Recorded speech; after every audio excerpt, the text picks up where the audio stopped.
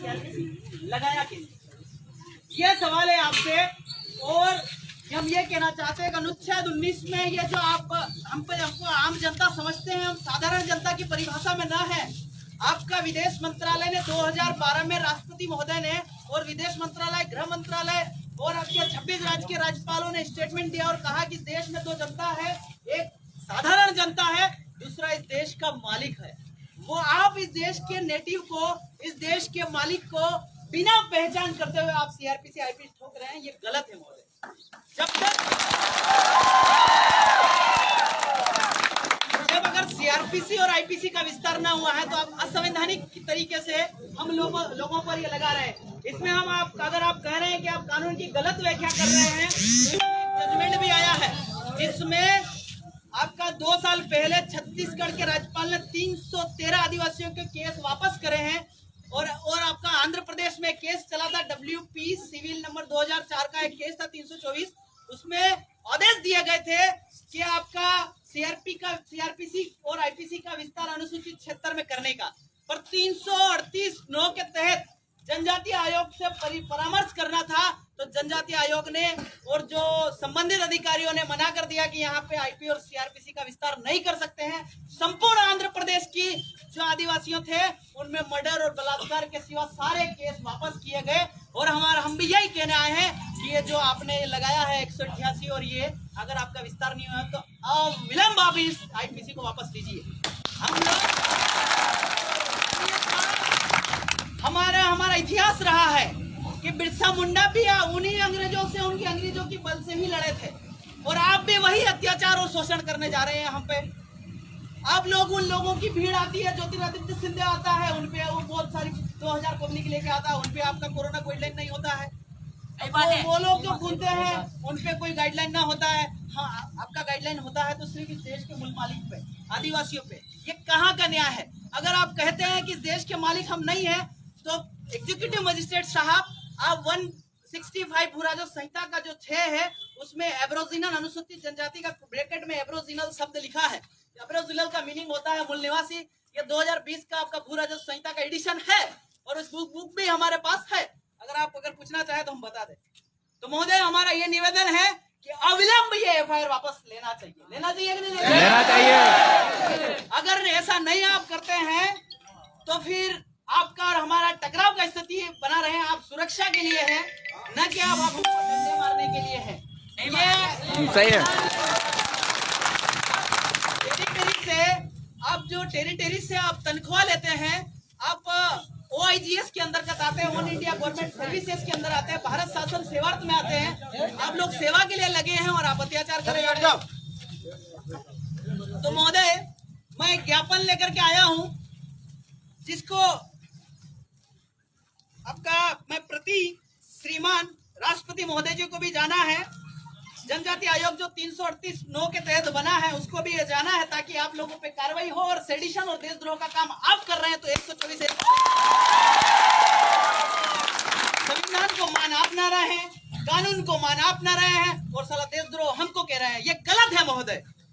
श्रीमान पुलिस अधीक्षक महोदय, जिला रतलाम, मध्य प्रदेश, थाना प्रभारी महोदय, थाना रावटी, जिला रतलाम। विषय है अनुसूचित क्षेत्रों में सीआरपीसी 1973 का आदिवासी अनुसूचित जनजाति के रीति रिवाज और परंपरा अनुसार 13(3) का स्थानीय विधि, लोकल लॉ इन फोर्स, विद्वान विधि, एग्जिस्टिंग लॉ तथा सीआरपीसी 1973 के सेक्शन 5 के अनुसार तथा अनुसूचित जनजातियों पर अब तक लगाए गए मुकदमे केस वापस लेकर संविधान प्रदत्त मौलिक अधिकार अनुच्छेद 21 की संरक्षण के लिए हम ये ज्ञापन आपको दे आए हैं।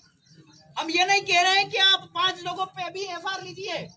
आप लोगों ने हमको बहुत सारा, किसी को नक्सली बोला, किसी को देशद्रोह बोला, किसी को क्या बोला, सारा का सारा जितना भी आपने हम पे आरोप लगाए, जितने भी आईपीसी लगाए, वो संपूर्ण भारत के अनुसूचित क्षेत्र के एफआईआर आप वापस लीजिए।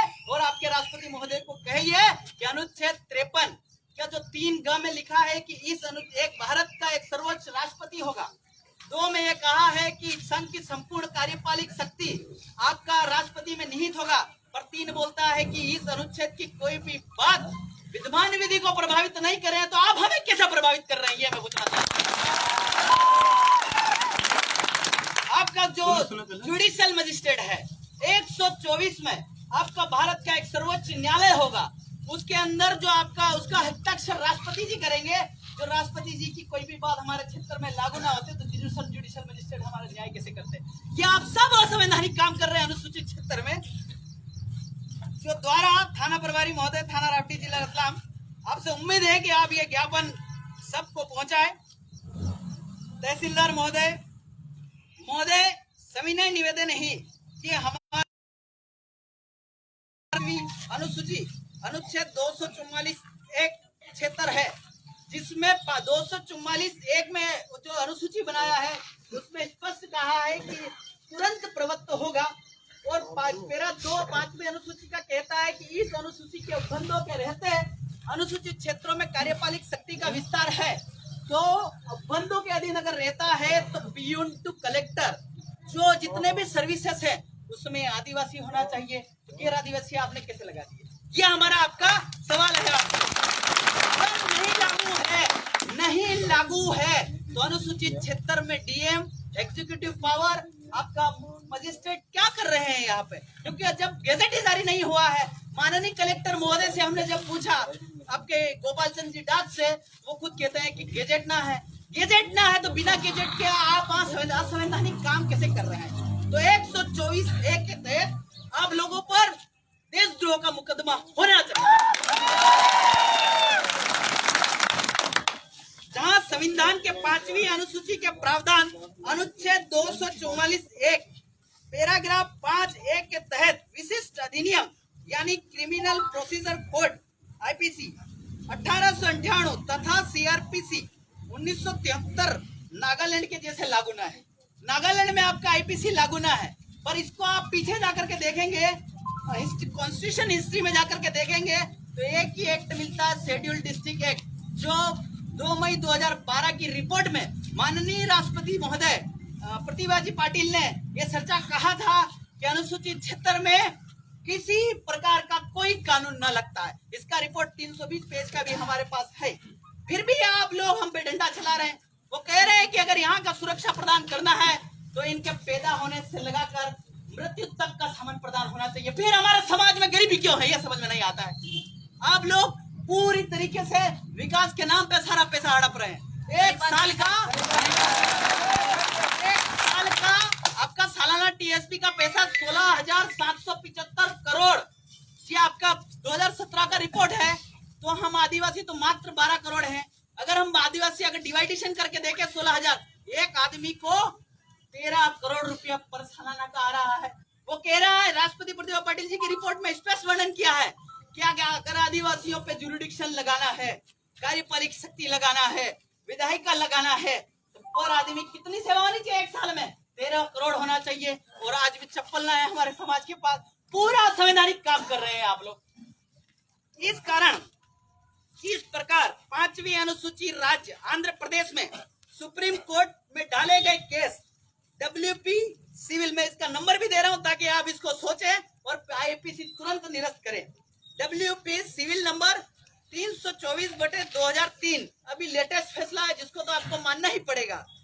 बाय सदगुरु प्रसाद के बाद आंध्र प्रदेश के राज्यपाल ने ट्राइबल एडवाइजरी काउंसिल के सलाह अनुसार सीआरपीसी 1973 का विस्तार अनुसूचित क्षेत्रों में उनके स्थानीय रूढ़ी प्रथा और अंग्रेजों के द्वारा लागू विधि के अनुसार वर्ष 2004 में सीआरपीसी 1898 सेक्शन 1 और 2, सीआरपीसी 1973 सेक्शन 5 के अनुसार किया, क्योंकि सुप्रीम कोर्ट के आदेश में सीआरपीसी 1973 को 5वीं अनुसूची के पैराग्राफ 5(a) के तहत विस्तार करने का आदेश दिया था। आपने आज तक विस्तार न किया है तो आपने यहाँ पे जुडिक्शन कैसे लगा दिया? आपने यहाँ पे कार्यपालिक शक्ति लगा कैसे दी?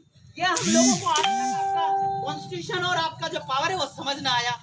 अगर हमारे यहाँ पंचायत लागू ना होती थी तो हमारे यहाँ 96 में पैसा एक्ट लाए, पंचायत एक्सटेंशन और शेड्यूल ट्राइब, तो हमारे यहाँ पंचायत लागू होने लगी। नगर पालिका असंवैधानिक है, इसलिए हमें असंवैधानिक है कि मैसा municipal extension of schedule area का कोई कानून लाया ना गया। तो आपका सीआरपीसी का विस्तार इस क्षेत्र में हुआ ना है तो आप लोग हम यहाँ कर क्या रहे हैं, ये सवाल आपसे है।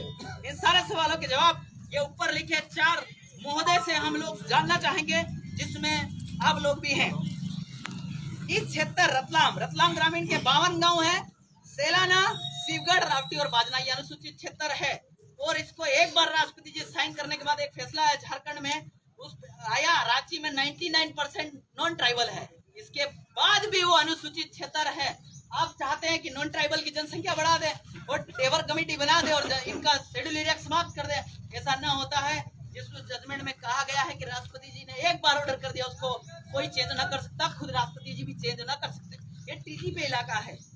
तो आपका मध्य प्रदेश राज्य में 5वीं अनुसूची के प्रावधान अनुच्छेद 244(1) के पैराग्राफ 5(1) के तहत विशिष्ट अधिनियम यानी क्रिमिनल प्रोसीजर कोड 1898 तथा सीआरपीसी 1973, नागालैंड के जैसे शेड्यूल डिस्ट्रिक्ट एक्ट 1874 के अधीन आने वाले 5वीं अनुसूचित क्षेत्रों में आज भी लागू ना है। ये आपका कानून बोल रहा है, मैं ना बोल रहा। लागू नहीं है। सुप्रीम कोर्ट का आपका फैसला देख लेना, जिसका मैंने इसमें दिया है, राम कृपाल भगत वर्सेस स्टेट ऑफ बिहार 1970 का जजमेंट अनुसार। तथा नागालैंड के जैसा ही इन क्षेत्रों पर डिप्टी कमिश्नर के कार्यों का रेवेन्यू रिकॉर्ड के लिए विस्तार उस समय 1874 में किया था। तो सेम टू सेम राष्ट्रपति जी ने गोद लेकर के एग्जिस्टिंग लॉ बना करके, विद्वान विधि बना करके लागू किया। और जो आपका रूढ़ी प्रथा है वो फोर्स ऑफ लॉ है, जिसको अलिखित प्रवृत्त विधि बोलते हैं। आपका विद्वान विधि होने के कारण वर्तमान में ये व्यवस्था यहाँ आप लोगों ने जबरदस्ती लगाई है।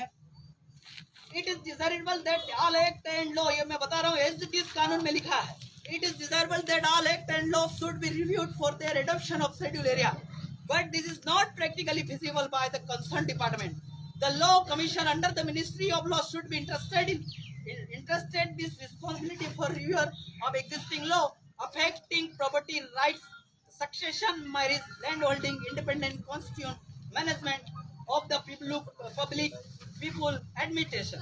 अगर आपका ये सारा के सारा इजी टेक्स्ट लिखा है मैंने, इसलिए ये दोनों भाषाएं लिखी है ताकि आप लोग हमको ना कहे तुम कानून की गलत व्याख्या कर रहे हो। कानून की गलत व्याख्या महोदय आपका कार्यालय कर रहा है। Service for the adoption to schedule area in constitution with ministry of tribal affair of state government NCST, any big area in scheme policy for tribal area should be got remedied the direct or indirect MTS section 154 National Special Record Chapter 1 Good Governance in Schedule Area and Tribal Area। ये आपका 2012 में राष्ट्रपति जी ने कहा था कि एक good governance मतलब कि एक अच्छे से अच्छी सेवा और आदिवासियों को जीने पैदा होने से मरने तक में 13 करोड़ रुपए पर सालाना दो तो ही आदिवासी यहाँ रहेगा। आपने दिया नहीं, हम ना मान रहे आपको। और किसी सामान्य कानून, पुराने अंग्रेजी कानून लागू करने के लिए अनुच्छेद 338 का 9(a) के अनुसार राष्ट्रीय अनुसूचित जनजाति आयोग की अनुमति आवश्यक है। आज तक तो राष्ट्रीय जनजाति आयोग ने कोई आयोग की रिपोर्ट दी नहीं है और कोई परामर्श नहीं किया। वन अधिकार कानून भी असंवैधानिक तरीके से लाया है, क्योंकि वन जनजाति आयोग ने स्पेशल रिपोर्ट में कहा है कि हमारी पहली रिपोर्ट को इन्होंने फाइनल समझा और 2007 में नियमावली बनना है। तो वो नियमावली बनी तो भी आपने हमसे ना पूछा, तो ये भी असंवैधानिक है। आप वन विभाग करके केस बहुत कर रहे हैं, वो भी गलत है महोदय। आपका section 3.42 ministry of tribal the administration ministry for NCST did not consult the commission even on important legislation concern the scheduled tribe like scheduled tribe and other traditional forest dwellers recognized of the Forest Right Act 2006, Land Acquisition Amendment Bill 2007, Rehabilitation Resettlement Bill। उसमें ये कहा है resettlement और rehabilitation में कि आदिवासी की जमीन किसी भी प्रकार से आप अधिग्रहण कर सकते हैं। आदिवासी की जमीन अगर जरूरी से जरूरी है तो ही रिसेटलमेंट अगर जमीन के बदले जमीन देगा। आप 8 लाइन दिया, एक को भी जमीन दिया क्या? नहीं दिया। ये सब असंवैधानिक काम कर रहे हैं आप। और जब हमारे लोग विरोध करते हैं तो बोलते हैं कि तो आतंकवादी है, ये तो देशद्रोही है। क्या कर रहे हैं, कौन सा कानून चला रहे हैं, समझ में नहीं आ रहा है। यहाँ तक कि पुराने कानून सीआरपीसी 1898, सीआरपीसी 1973 के अनुरूप में अनुसूचित क्षेत्र में लागू करने के लिए संवैधानिक प्रोसेस न किया गया। अगर किया गया होता तो हमें जवाब दीजिए, गेजेट दिखाइए, हम लोग आपको मानने को तैयार है। आपके पास गेजेट हो तो ये इस प्रकार, आपके पास अगर गेजेट ना होता है तो ये असंवैधानिक है। अगर ऐसा है तो आप हमारे जो एड्रेस लिखा है इस पे आपका गेजेट भेज देना कि सीआरपीसी का विस्तार हुआ है। तो हम कोई लड़ाई दंगा, कोई आपसे हमारा कोई बैर नहीं है। हमको तो आपसे जानना है, अगर लागू है तो हम मानने को तैयार हैं, पर ना लागू है तो आप जबरदस्ती कैसे? जैसा कि जिस प्रकार 5वीं अनुसूचित राज्यों आंध्र प्रदेश में सुप्रीम कोर्ट में डाले गए केस नंबर जो मैंने आपको बताया कि आंध्र प्रदेश राज्यपाल ने ट्राइबल एडवाइजरी काउंसिल सलाह अनुसार 1973 सीआरपीसी का विस्तार उनके स्थानीय रूढ़ी प्रथा और अंग्रेजों के द्वारा लागू विधि के अनुसार 2004 में किया, क्योंकि सुप्रीम कोर्ट के आदेश में सीआरपीसी 1973 को 5वीं अनुसूची पैरा 5(1) के तहत विस्तार करने का आदेश दिया गया था। यहाँ कोई आदेश ना आया तो कैसे करा? अतः वर्तमान में इसके अधीन किए जा रहा है रतलाम जो रावटी है मध्य प्रदेश राज्य के अनुसूचित जनजातियों पर FIR under section 154 complain warrant inquiry investigation, police station की स्थापना, यहाँ तक session court, high court, magistrate court, असंवैधानिक प्रक्रिया है जो आपको अनुच्छेद बताया गया। ये कानून बोल रहा है, मैं ना बोल रहा हूँ, जो कि Gujarat, Chhattisgarh, Madhya Pradesh, Jharkhand, Orissa schedule district act 1874 के अधीन आने वाले 5वीं अनुसूचित क्षेत्र में आज भी लागू न है, फिर भी आप लोग लागू किए जा रहे हैं। अतः इस प्रकार संबंधित पुलिस कलेक्टर तथा संबंधित पदाधिकारियों के द्वारा संविधान के अनुच्छेद 30-21 के 20-21-22 के विरुद्ध कार्य किया जा रहा है। इसलिए महाशय से अनुरोध है कि सीआरपीसी 1898 के सेक्शन 1 का पैरा 2, सीआरपीसी 1973 के सेक्शन 5 के अनुरूप स्थानीय विधि रूढ़ी प्रथा कस्टम एंड यूसेज 13(3) का कस्टमरी लॉ के अनुरूप सीआरपीसी का विस्तार शेड्यूल डिस्ट्रिक्ट एक्ट 1874 के अधीन आने वाले 5वीं अनुसूची, एक्चुअल में आप लोग 5वीं अनुसूची कहते हैं, वो 5वीं अनुसूची है ना, उसका नाम 91 में जब जाके देखेंगे 1935 के अधिनियम में, तो उसका नाम वर्जित क्षेत्र है। वर्जित क्षेत्र है मतलब है कि साधारण जनता का आना वहाँ मना है, फिर भी आप जबरदस्ती यहाँ लाए जा रहा है, ये गलत है।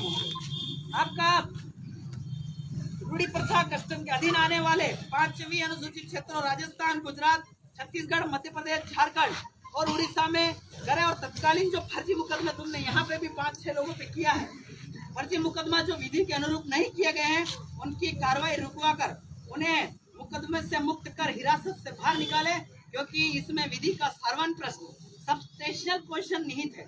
ये हम सवाल है और सवाल का दे रहे हैं। अगर ये नहीं कैंसिल करते हैं तो इसका सीआरपीसी का कब विस्तार हुआ है, इसका जवाब माननीय थाना प्रभारी महोदय से भी जानेंगे, पुलिस अधीक्षक महोदय से भी जानेंगे। सीआरपीसी का विस्तार हुआ कब था और गैजेट कब जारी हुआ था, ये आप हमें बता दीजिए, फिर आप उस एफआईआर को आगे बढ़ाइए। तथा इस बाबत जानबूझकर राज्य सरकार पुलिस पदाधिकारी के द्वारा अनुसूचित जनजातियों में उनके विरुद्ध युद्ध की स्थिति पैदा कर रहे हैं।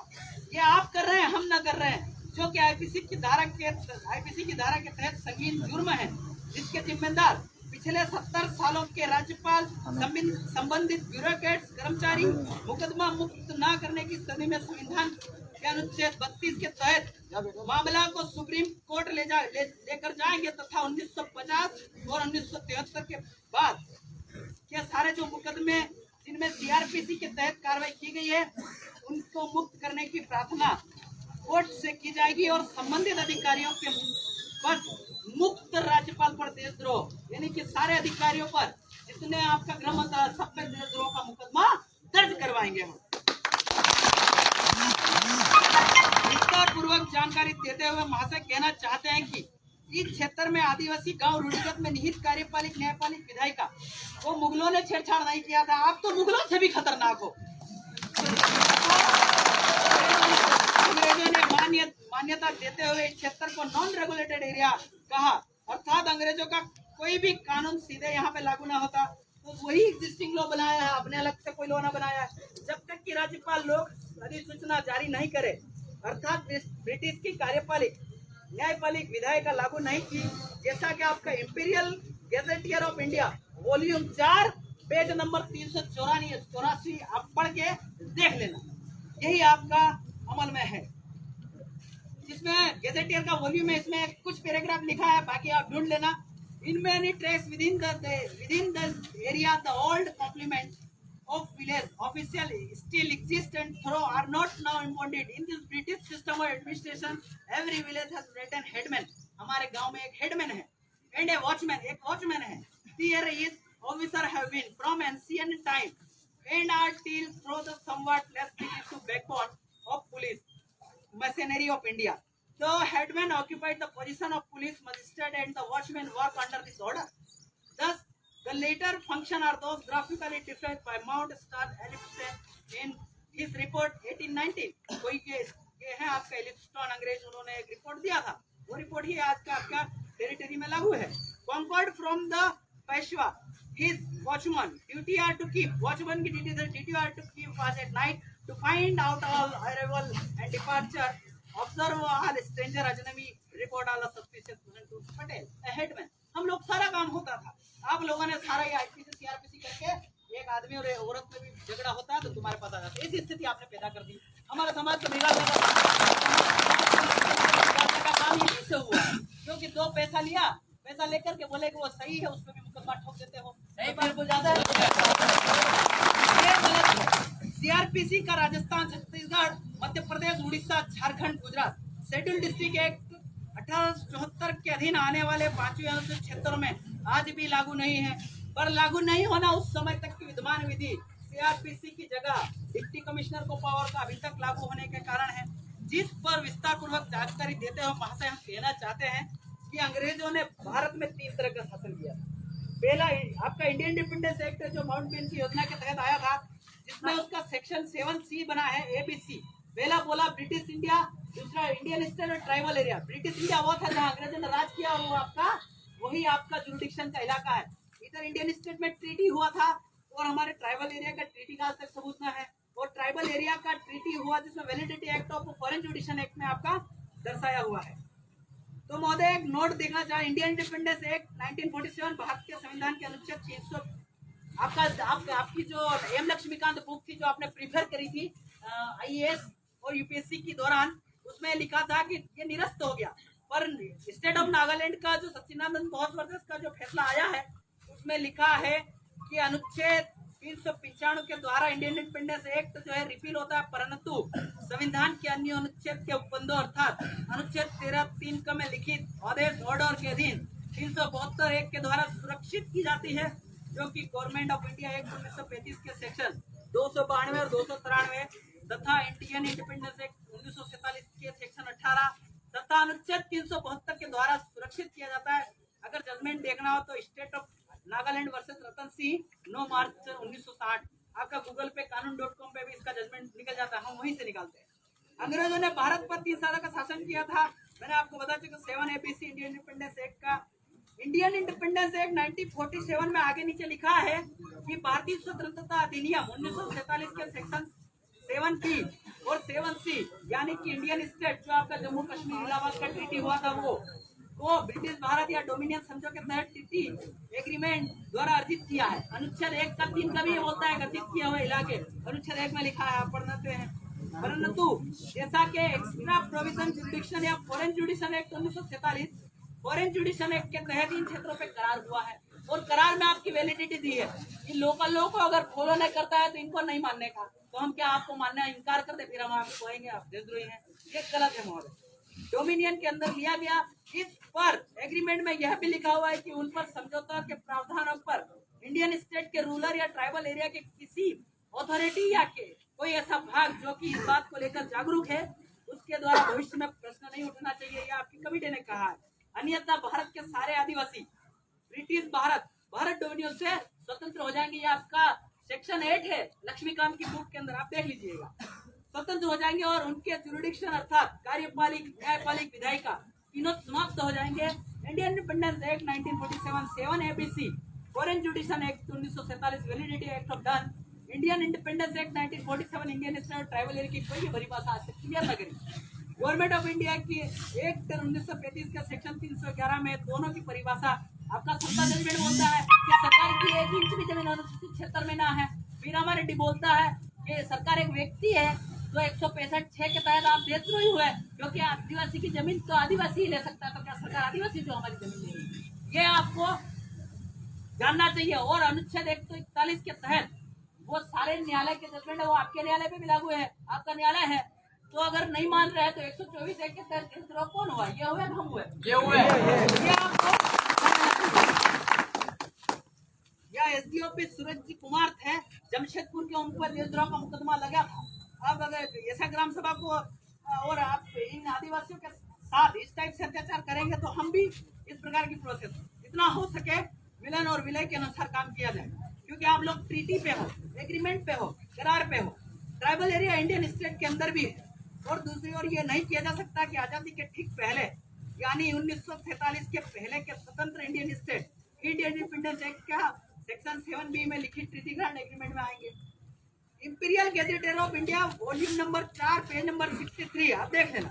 Division of state into ancient and modern का जो एक आपका मॉडर्न वो आया edition. The important fact of them in their admission into political system of British protectorate and a student by the strictive of 21 and 22 and 30 Captain 106, 6 and 67 that all treaties made by the said East India Company shall be binding for Her Majesty।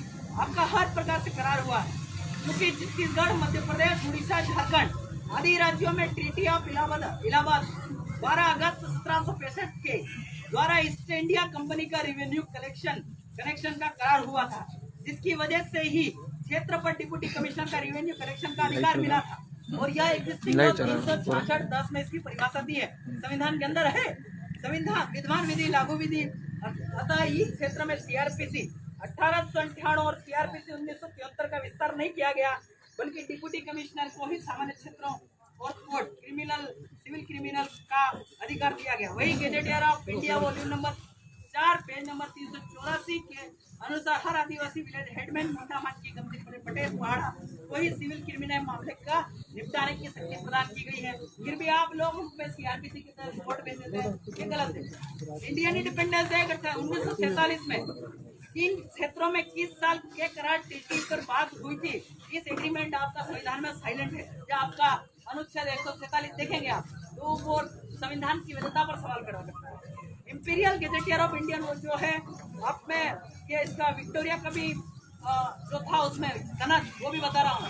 The important effect for them in their admission into political system of British protectorate and assurance by the that all treaty made by East India Company shall be binding on the district to which may be added to sovereign declaration contained the sanad of adoption conferred after mutiny upon every important ruling chief that majesty it desires that government of several princes and chief of India who now govern their own territory हमारी अपनी territory की अगर देखा जाए तो नाम भी बता, जो अम्बागढ़ का लड़ाई हुआ दिल्ली दलाव डिंडोर का था, वासड़ा बादशाह चरकोटा का था, आप लोगों ने जुरिडिक्शन करके हमारी टेरिटरी से ली।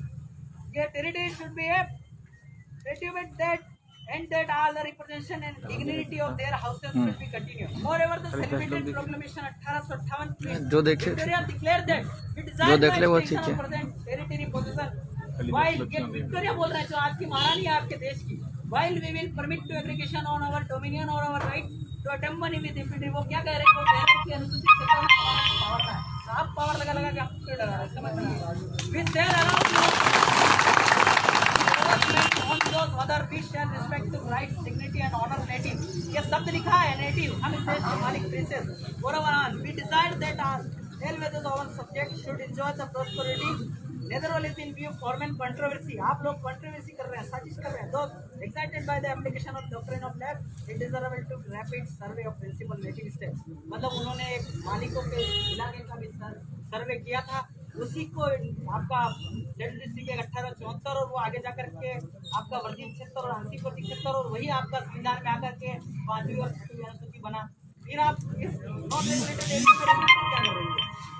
Mughal empire in 1765 the Diwani of Bengal Bihar and Orissa such an examination एक पेज और बाकी तो सर मतलब एक बार केस चला था महोदय, बंगाल की कोर्ट में जाकर के अंग्रेजों ने जमाबंदी करी थी।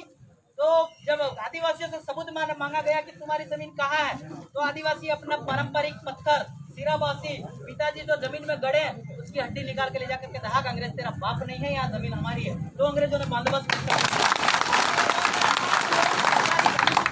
सरकारी जमीन बताते हैं तो सरकार का बाप को इसका डिफाइन नहीं किया गया। अगर आप सरकार का बाप डिसाइड कर दे तो हम सरकार को भी जमीन देंगे। यही कारण है कि आजादी के बाद भी पूरे अनुसूचित क्षेत्र में आदिवासी गांव में पुलिस घुसने के पहले वंशानुगत पटेल, मानकी मुंडा आदि से पूछकर प्रवेश कर पाती थी। दूसरे अर्थों में साफ साफ गैजेटियर में लिखा है कि इन क्षेत्रों को विदेश माना जाए जहां पासपोर्ट की जरूरत अंग्रेज सरकार ने नहीं समझी। ये गैजेटियर में लिखा है, मैं ना बोल रहा हूँ। Except in a very rare instance no guarded custom line mark for 13 of frontier of British district, no passport required to cross it.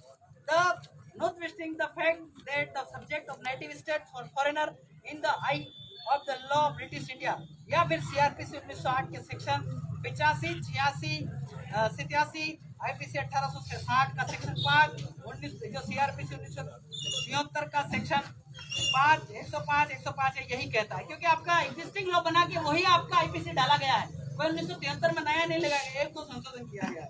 और 13(2) अगर अब उसमें कहा है तो विद्यमान विधि में जो संशोधन किया है उसको अगर हम जनता विरोध कर देती तो शून्य हो जाता है, यही आपका 13(2) बोलता है, तो ये शून्य हो गया।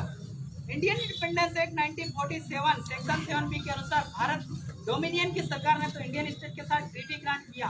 सेक्शन 7C यानी ट्राइबल एरिया के साथ ट्रीटी एग्रीमेंट किया या नहीं, इस पर संविधान भी साइलेंट है, जो कि इस प्रकार सामान्य विधि विशेष कानून फॉरेन जुडिशल एक्ट के 1947 के करार के अनुसार स्थानीय विधि फोर्स ऑफ लॉ 13(3) में लिखित रूढ़ी प्रथा कस्टम एंड यूसेज के अनुसार ही की जानी चाहिए, अथवा भारत डोमिनियन और आदिवासी क्षेत्रों का करार समाप्त होकर यह क्षेत्र भारतीय डोमिनियन अधिकारिता कार्यपालिका से स्वतंत्र हो जाएगा।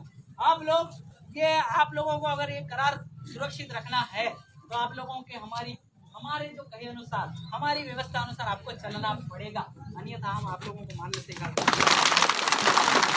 भारतीय डोमिनियन की सरकार विधि के विरुद्ध जाकर CRPC जो आपकी सरकार है वो CRPC के विरुद्ध जाकर के सरकार कुछ ना होता है, IAS और IPS ही होता है, वो सारे कृत्य वो करते हैं और हमारे लोगों को पार्टी में घुसा देते हैं। तो जो विपक्ष होता है वो कांग्रेस पे वो करता है, कोई उस पे करता है, कोई ऐसा चल जाता है, जो है IAS और IPS और आपकी जुडिक्शन करती है। ये आप लोग ये छुपा देंगे, अंग्रेजों का सिस्टम था कि ऐसा बचाने के लिए अन्य विशेष कानून को ट्राइबल एरिया यानी झारखंड, छत्तीसगढ़, उड़ीसा, मध्य प्रदेश में लागू करके IPC 1860 के सेक्शन 5, CRPC 1898 के 1(2) में CRPC 1973 के सेक्शन 5, इंडियन इंडिपेंडेंस एक्ट 1947 के section 7BC foreign judicial act का वैलिडिटी दिया है। और वैलिडिटी में कहा था अगर बिना पूछे यहाँ रोड निकाल दे, बिना पूछे यहाँ झूलावाड़ बना दे, बिना पूछे यहाँ डैम बना दे तो स्वतंत्र हम लोग आजाद हो सकते हैं, ये उसमें लिखा था। पर आपने पूछा ना, आपने सीधा पैसा डाल करके हमारे लोगों को लुभाने की कोशिश की। वो ट्राइबल लोग हैं, लुभ गए। पर आप लोगों को जानना चाहिए, हमको परमिशन लेना चाहिए। इंडियन इंडिपेंडेंस एक्ट भारतीय संविधान के अनुच्छेद 395 द्वारा ये आपका रिपील होता है, खत्म होता है, पर 372 इसको वापस सुरक्षित करता है, ये आपके जजमेंट में लिखा है। सेक्शन 18 तथा अनुच्छेद 372 के द्वारा सुरक्षित होता है, जो मैं जजमेंट बता चुका हूँ। संविधान के अनुसार ब्रिटिश काल में के इंडियन स्टेट और ट्राइबल एरिया में सजा माफी के अधिकार को महाशय आपके राष्ट्रपति के अधीन रखा गया, जिसको हर कार्यकाल में 5वीं अनुसूची के पैरा 2 के अधीन कार्यपालिक शक्ति का विस्तार IPC सेक्शन 5 के अधीन करना था। वो 5 क्या बोलता है कि विद्यमान विधि पे यह लागू ना है, तो विद्यमान विधि क्या है, 5th शेड्यूल तो है। और हर वर्ष संविधान के अनुच्छेद 244(1) के पैरा 3 के अधीन इन क्षेत्रों की दशा दुर्दशा का ब्यौरा होता है, जिसमें राष्ट्रपति जी ने कहा था कि क्षेत्र पे कोई कानून ना है। अगर इस क्षेत्र पे कानून लगता है तो पैदा होने से लगाकर मरने तक की सुविधा आपको देनी होगी। अगर ये देखा जाए, अगर 70 सालों में आप ये सुविधा देते तो इस भारत देश में सबसे अमीर कौम कौन होती? आदिवासी। ये तो हुआ ना, फिर हम आप क्या कर रहे हैं, ये सब असंवैधानिक काम कर रहे हैं। इस कारण इस प्रकार अनुसूचित आंध्र प्रदेश में अनुसूचित क्षेत्र राज्य आंध्र प्रदेश में सुप्रीम कोर्ट में डाले गए केस सदगुरु प्रसाद के बाद आंध्र प्रदेश ने जो DSP मतलब DSP सलाह के अनुसार CRPC 1973 का विस्तार जो किया था, स्थानीय रूढ़ी प्रथा और अंग्रेजों के द्वारा लागू विधि के अनुसार वर्ष 2004 में CRPC 1898 CRPC 1973 किया। सुप्रीम कोर्ट के आदेश में CRPC 1973 को 5वीं अनुसूची के पैराग्राफ 5(1) के तहत विस्तार करने का आदेश दिया गया था। उसी प्रकार महाराष्ट्र, राजस्थान, झारखंड, छत्तीसगढ़ में भी लागू existing law, treaty of Allahabad, आदिवासी में कस्टमरी लॉ, रूढ़ी प्रथा, कस्टम एंड यूसेज 13(3) के अनुसार CRPC का विस्तार करते हुए सभी अंडर ट्रायल कोर्ट केस में जेल में विचाराधीन अनुसूचित कैदी को सजा काट रहे कैदी को मुक्त करे। ये 5 लोगों का सवाल नहीं है, हमारी पूरी कौम का सवाल है। आप लोग गलत तरीके से IPC CRPC लगाए। अतः इस प्रकार संबंधित पुलिस कलेक्टर तथा संबंधित अधिकारियों के द्वारा ये आपका फर्जी काम किया जाए, जिसको हम देशद्रोह साबित करवाने के लिए आपके खिलाफ जाएंगे। इसलिए राष्ट्रपति महोदय को ये लेटर लिख रहे हैं आपके द्वारा और ये ज्ञापन दे रहे हैं कि संबंधित पुलिस अधिकारी संबंधित ने जो IPC दर्ज करी है वो उन लोगों पर देशद्रोह का मुकदमा होना चाहिए। कि हम संविधान के एक शॉर्ट बता देते हैं 1600 रुपये किलोमीटर कि विद्यमान विधि संविधान के प्रारंभ से पहले की विधि है। अनुच्छेद 366 में 5वीं अनुसूची ही विद्यमान विधि है। ये आपका 366 में दिया है। जो भारत शासन अधिनियम 1935 का जो सेक्शन 91 और 92 का अनुवाद है, बस कुछ शब्दों को बदला है। वर्जित क्षेत्र को 6वीं अनुसूची बोला है और आंशिक वर्जित क्षेत्र को 5वीं अनुसूची बोला है। 7वीं अनुसूची अनुच्छेद 244 संवर्ती सूची 3 प्रवेश संख्या 1 भारतीय दंड संहिता 1860 इस संविधान से प्रारंभ से अनुसूचित जनजाति से लागू नहीं है। संविधान से पहले भी लागू नहीं थी, तो आप अभी एग्जिस्टिंग लोग यहाँ कैसे लागू करते हैं? समझ में नहीं आ रहा है, आप लोग गलत कर रहे हैं। प्रवेश संख्या 2 दंड प्रक्रिया संहिता 1898 इस संविधान के प्रारंभ से अनुसूचित जनजातियों के लिए प्रवृत्त नहीं है। इसलिए अनुच्छेद 20 वन आदिवासियों को अपराधों में दोष सिद्धि के संबंध में संरक्षण प्रदान किया गया है। भारतीय दंड संहिता और दंड प्रक्रिया संहिता अनुसूचित जनजातियों पर लागू नहीं है। अनुच्छेद 20 और 22 का व्याख्या भी यही बोलता है। अन्यथा राज्य की पुलिस इस संबंध में अधिसूचना दिखाए। आप लोगों से निवेदन है कि 4 लोगों को, जिसमें आप भी हैं, हमको कल की तारीख में इसका अधिसूचना हमको चाहिए कि सीआरपीसी का विस्तार न हुआ नहीं हुआ है, तो हम लोग नहीं हुआ है तो बलात्कार और मर्डर केस के अलावा जितने भी मुकदमे आपने रावटी थाने में दर्ज किए वो सब वापस लिए जाए। बराबर? तो हमारे संबंधित मुकेश जी भूरिया और साथियों पे जो मुकदमे दर्ज किए हैं वो तुरंत लें। संबंध में यही है, अन्यथा राज्य की पुलिस में अधिसूचना दिखा, अगर नहीं तो रावटी में मुकेश जी भूरिया और आदिवासी साथियों पर एफआईआर किया अविलंब निरस्त करें। ये हमारा समस्त अनुसूचित जनजाति और रूढ़िगत लोग आए हैं, tribal area, Indian state, British area, ये हम आपसे निवेदन है। महोदय, हम आपको ये ज्ञापन और आपका आश्वासन चाहेंगे, अगर सीआरपीसी का विस्तार नहीं हुआ है तो आप किस प्रकार से, और आपका गेजेट कब जारी हुआ था, ये भी हम आपसे यही सुन के जाएंगे। हम बैठे